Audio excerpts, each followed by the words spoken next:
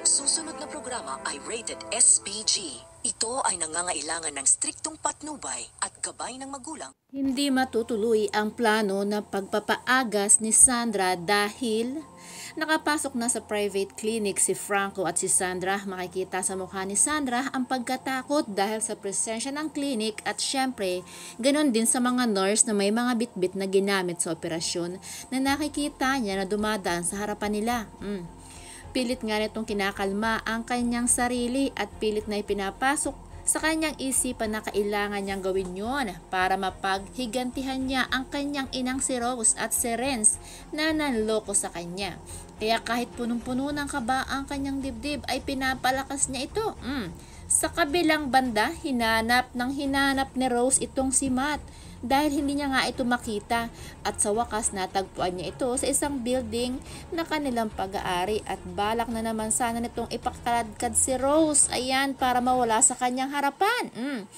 Pero natigil yon nang sabihin ni Rose ang importanteng balita na kailangan ni Matt na malaman. So yan, itong si Rose nga ay iyak ng iyak.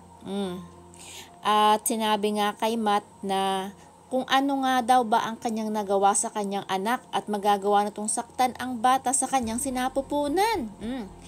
Para lamang daw saktan siya. So ito namang si Sandra, naku, paniwalang paniwala kay Franco at sa namatay niyang lola. Sa mga bagay totoong mahal ni Renz ang kanyang anak. Yan itong puntahan ni Renz itong si Sandra sa kanyang resto para pakiusapan. Dito nga nalaman ni Rose, na itong si Renz ay kaya naghahabol dito kay Sandra ay dahil nga siya ay hindi makapasok ng trabaho para sa kanyang ama. Kaya itong si Rose ay natigilan na hindi pala nito totoong mahal talaga itong si Sandra. Kaya lang ito naghahabol kay Sandra ay para sa kanyang trabaho. So, yun guys. Anyway, magkasama ngang hinahanap ni Rose at Matt si Sandra pero may balakid dahil itong si Christina ay sinugod itong si Rose dahil nakita nga nito ni Christina na itong si Rose ay pabebe dito kay Matt. Oh my gosh. So galit na galit itong si Christina at talagang naku, sagang sabunot na itong si Rose. Pero syempre ito namang si Rose ay naku, galit na galit din at gumante rin. Oh, itinulak itong si Christina at sinabi na yun na nga, kaya lang daw siya nandun ay para sa kanilang anak na ito si Sandra. Ay syempre itong si Matt ay kahit pa paano naman talaga ay mahal pa na itong si Rose. Kaya naman ang makita niya na itong si Rose ay nag-iiyak ay di inalo ay ito ang nakita na ito ni Christina. Yan, naku, talaga naman jealous to the max itong si Christina, di ba?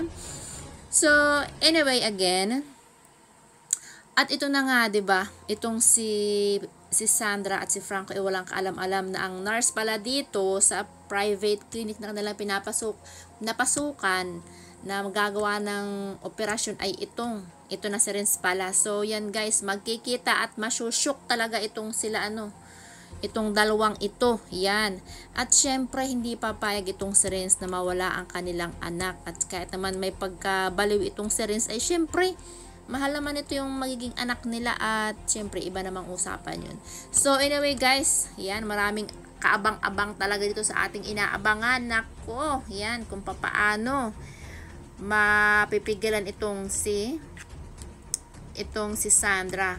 Pero syempre, sana wag matuloy at hindi sana matuloy talaga. So yan guys ang ating inaabangan dito sa Unbreak My Heart. Yan. So maraming salamat sa inyong panonood. Bye for right now.